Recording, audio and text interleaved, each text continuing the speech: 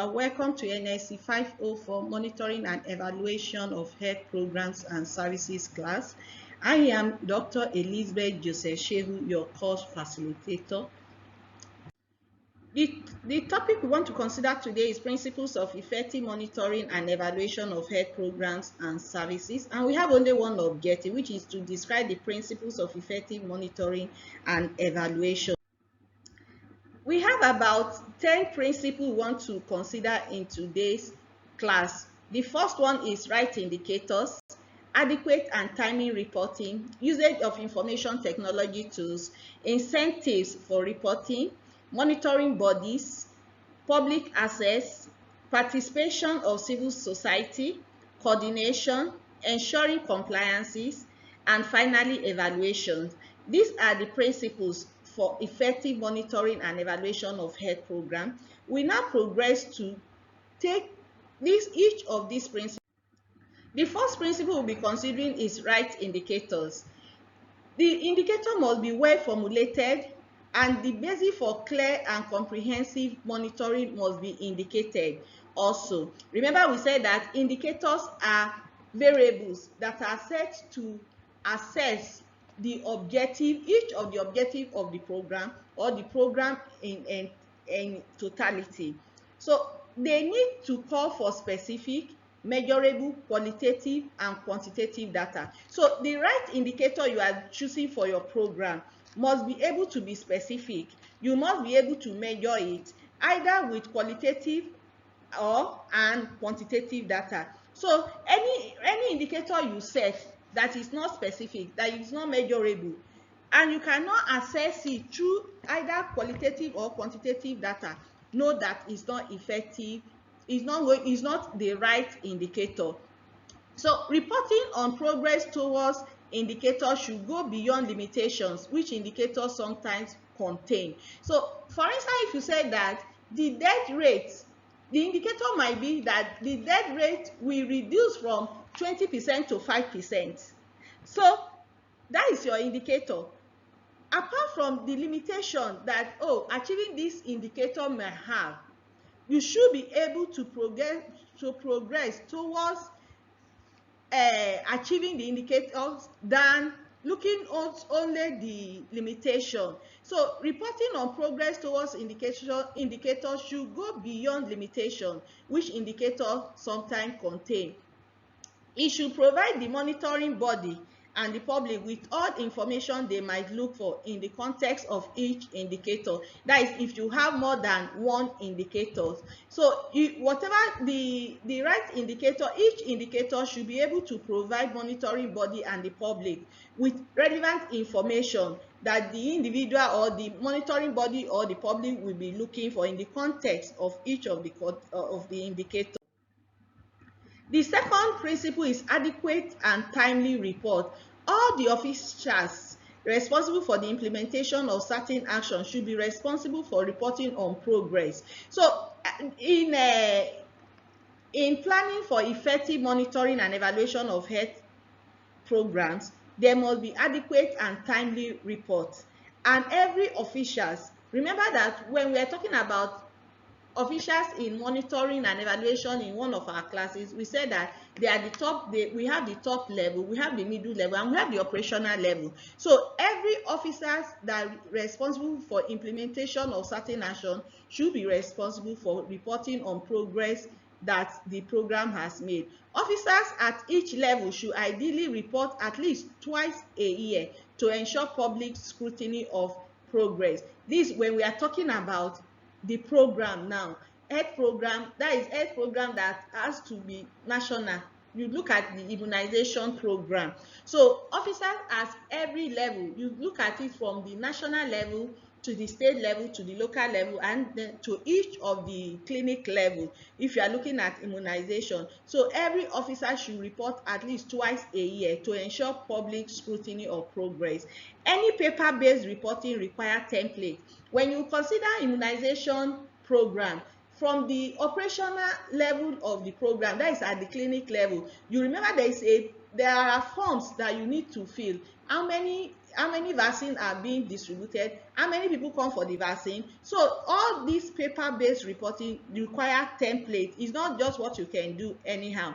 And for ease of following the numerous activities, a system of enumeration of objectives and activities is recommended in action plan, and the same enumeration should be followed in the report. So there should be, that is, it depends on the program. If there is any enumeration that is being set at the beginning of the program, the same enumeration should be followed while you are writing the report.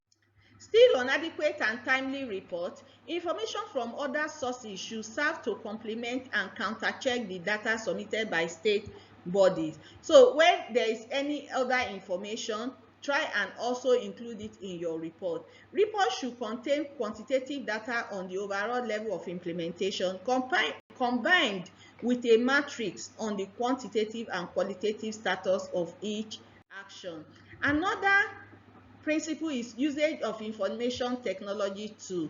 This should be employed for effective monitoring and evaluation. IT solutions facilitate structured input, render paperwork obsolete, provide data in real time, and allow for easy public reporting. So when you are making use of IT, instead of just the hard copy, you'll be able to manage the data effectively. Ideally, the monitoring body is connected through a web application with all reporting entities. That is, in a better society, any programs that call for national is of national interest, there should be a web link where everybody is following to submit the report. And that web link, that is the use of information technology tool, where everybody can be connected and information can easily be disseminated. Whenever an online reporting system is not available, offline software can support the aggregation and analysis of all institutional reports. So definitely we know that sometimes the online might not be available. So software to support offline should also encourage. As an alternative, reports should still be in electronic format, sent by email to be consolidated into one table, or such table could be shared online. So for usage of information technology, it makes the work more effective because information can be combined in one table and disseminated through online by sharing to everybody that are involved. Another principle is incentives for reporting. So incentives should be available to facilitate reporting in form of the format. The format should be clear. Individual that are supposed to report should be known. Clear instructions should be given. High-level endorsement, public availability of progress report, and IT support should also be provided as incentives. So another principle is monitoring body. Monitoring bodies, if it's a collegial body, should comprises of a diversity of stakeholders, including civil society, and if it's an agency, make sure that various stakeholders that make up the success of that program should meet at least as often as is the frequency of the reporting. In another way, if you set up a program in the community, and everybody as a stakeholder, you have the youth leader, the community leader for men, for women, all these stakeholders should meet as frequent as you want the report to be turned in. And everybody that make up the committee should have a political weight in which they can get things done.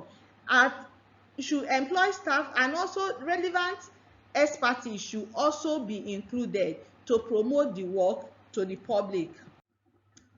Another principle is public access. Public access to progress report can increase pressure and demand for change. So when you are doing a community program and you allow people to have access, you see that they will give you feedback as frequent as possible. And it will create a kind of pressure to say, you know what, we want this change, and that is why this program came in the first place, and there must be that change. And it also provide a strong incentive for public body to comply with benchmark contained in indicator. So when you provide public access, they will be able to assess the program you are doing, and they will be able to scrutinize it and make the service provider to comply with the benchmark. It furthermore allow the public at large to scrutinize how the program services meet its goal. Public access means putting all progress report online in machine readable format to allow for keyword search or for migration part of the data for further analysis by civil society organization. When you make the information or your report public, everybody will be able to get access to information and give valid information that can help to improve the program or the project. Another one is participation of civil society. Inclusion of civil society in monitoring and evaluation strategy ensure ownership of the process by a large society basis.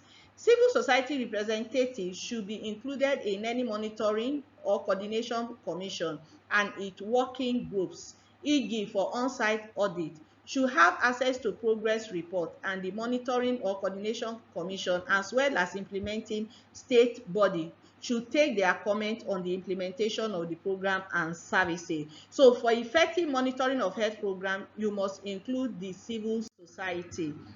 Then the next one is coordination. Monitoring is not just taking note of progress report. Monitoring bodies also have a steering activity into the right direction. In another word, the monitoring or coordinating team and implementing state body have to show leadership, communicate and review compliances with timeline. They need to monitor the allocation of resources and update part of an action plan in need for review or redesign. Coordination of activities has to reach out to the regional and local level to ensure inclusion of all stakeholders and flow of information between all levels of government.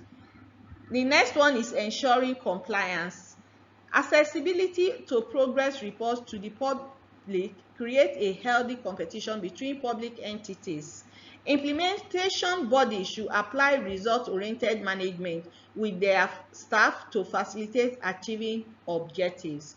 In addition, it is indispensable for monitoring body to not only react to the progress made, but explain from the beginning to each agency and staff their particular role and responsibility and point out the benefit of doing so. The possibility of an online audit by the monitoring bodies provide an additional incentive for implementing entities to comply with the action. The last principle is evaluations. It is necessary to review the overall success of the programs or services at least once during its lifetime. The evaluation should be transparent and result in recommendation on updating the existing program strategies or on designing a follow-up one. So for evaluation to be, for effective monitoring and evaluation of health program, you make sure that the evaluation process is transparent. And the reason being that when it's transparent, you can give recommendation to update the existing program strategy or on redesigning the program. In conclusion, for effective monitoring and evaluation of health programs and services, you have to apply all the 10 aforementioned principles. So, assignment for the week will be made available by 8 p.m. on Monday and closed by 4 p.m. on Tuesday. To this, we call it a day. See you next week. Bye.